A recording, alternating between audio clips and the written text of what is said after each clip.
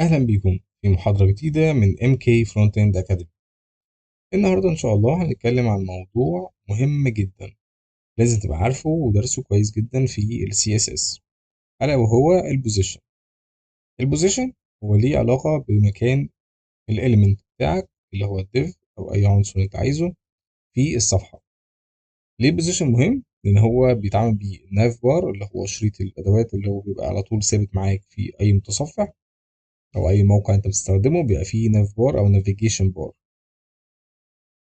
حاجة تانية اللي ممكن تستخدمها في الهيرو سيكشن، لما تلاقي فيه صورة وعليها كلام، الكلام ده بيتحرك على الصورة بطريقة معينة وبتحطه في المكان اللي انت عايزه، سواء على الشمال او على اليمين او في الوسط مع على الصورة نفسها. طيب، بدون كلام كتير تعالى نخش ونشوف الكود على طول. لو انا دلوقتي عندي 3 ديف، تعالى كده نعملهم مع بعض. نسمي كلاس، نسمي واحد 1 وادي 2 وادي 3 وادي 4. ممتاز. هل في حاجة تتغير عندي ولا أي حاجة؟ طيب، تعالى الأول ندي للديفات دي كلها. أي ديف عندي هتخليها ويدث 200 بكسل مثلا، وأعمل له هايت 200 بكسل. خلي بس دي أكتر شوية، نخليها 300 بكسل. ممتاز. تعالى بقى ونعمل ال1 وال2 وال3 وال4. تعالى نديهم باك جراوند. ماشي، ممتاز جدا. طب تعالى كده نشوف الصورة بقت عاملة ازاي عندنا. تمام، الله ينور. ممتاز جدا. تعالى بس نخلي الهايت نقلله شوية، نخليه 100، تبقى الصورة معانا واضحة. تمام. طيب، كل اللي انا عايز اعمله وعايز ابدا اشتغل فيه الا وهو البوزيشن. يعني ايه بوزيشن؟ يعني مكان الاليمنت بتاعنا في الصفحه. ممتاز. البوزيشن الاساسي بتاعنا هو ستاتيك.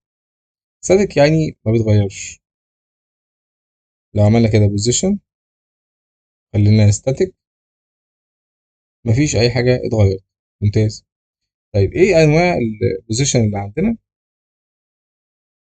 في عندنا بوزيشن ريلاتيف وابسولوت. ريلاتيف وابسولوت. طيب تعالى كده نجرب ريلاتيف. لما جينا بس اخترناه، جينا نشوف، برضو مفيش حاجه اتغيرت. طب ازاي؟ ما هما الاتنين شبه بعض. لا. لو انا مش عايز اغير مكان ال1 ده واخلي انه مكانه يبقى في النص، عشان اغير مكانه ممكن اخليه حاجه اسمها رايت وليفت. يعني انا عايز احركه من ناحيه الليفت 50 بكسل، ندوس سيف. تمام، حركه اهو يمين شويه. طيب، عايز انزله تحت شويه يبقى توب 100 بكسل. تمام، ده نزل تحت. طب ايه المكان الفاضي بقى ده مكانه.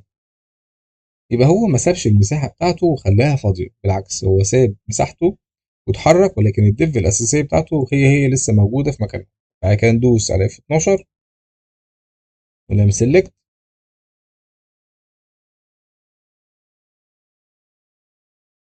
شايفين لما اجي اقف عليها بتبقى ايه؟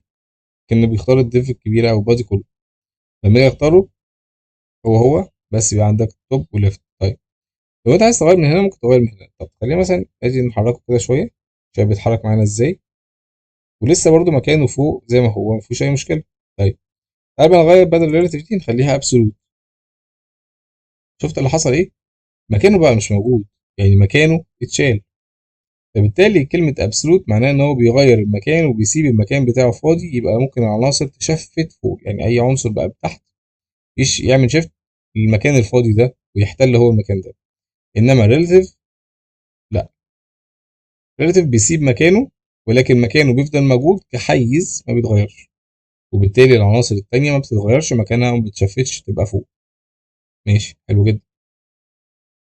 طيب، ايه تاني ممكن نقدر نعمله؟ طيب، لو انا افترضنا دلوقتي، هل دلوقتي الاتجاهات بتاعتنا هل هي ليفت وتوب بس؟ لا، ده ممكن كمان بوتوم.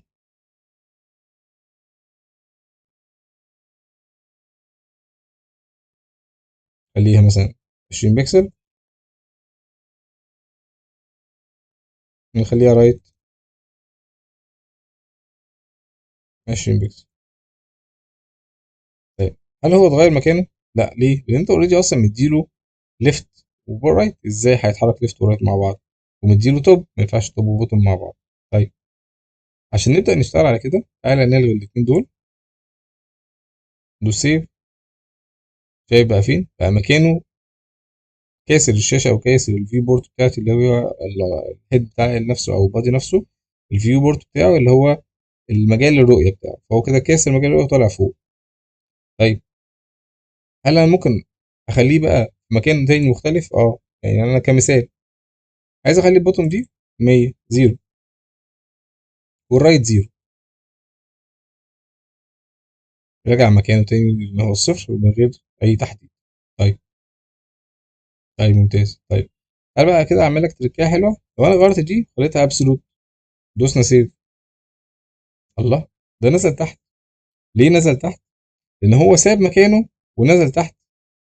ساب مكانه فاضي لان ابسولوت قلنا ان هو بيسيب مكان، بيسيب البوزيشن بتاعه وبينزل تحت. طيب ده كده بالنسبه لنا هيفيد في ايه؟ طيب كل اللي هو هيفيده فيه ان انا كمثال في بعض المواقع بيبقى فيه كده زي ايقونه تحت خالص على اليمين، بيبقى فيها جو اب او سهم لفوق ان هو يطلعك على اول صفحه على طول.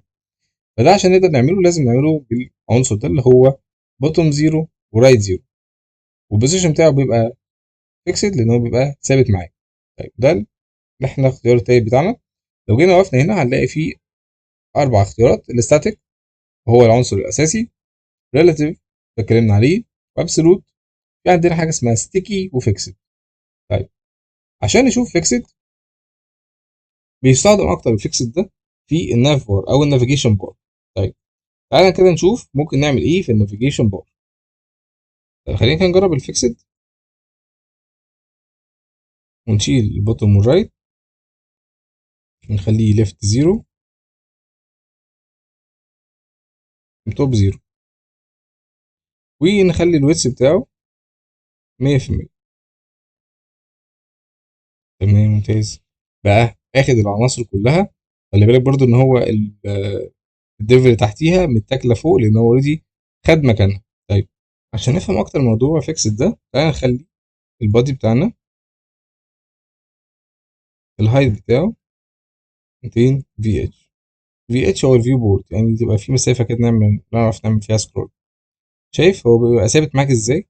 مهما تنزل، شايف السكرول اللي عندي ده اهو، مهما بنزل تحت وفوق اوريدي هو بيبقى ثابت معاك. هو ده الفيكسد بتاعنا.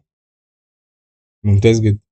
وليه ادينا له ليفت زيرو وتوب زيرو؟ علشان يبقى فوق خالص، يبقى ليه كده ثابت في الجزء العلوي خالص. طب لو افترضنا انا غيرت بقى في التوب ده، خليته مثلا 20 بكسل، خليه نزل تحت شويه وبرده ثابت معانا.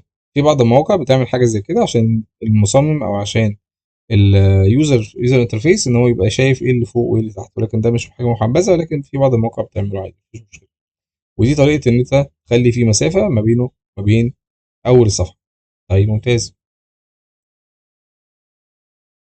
عندنا ايه تاني؟ طيب زي ما اتفقنا احنا عندنا شكل الهيرو سيكشن بتاعنا.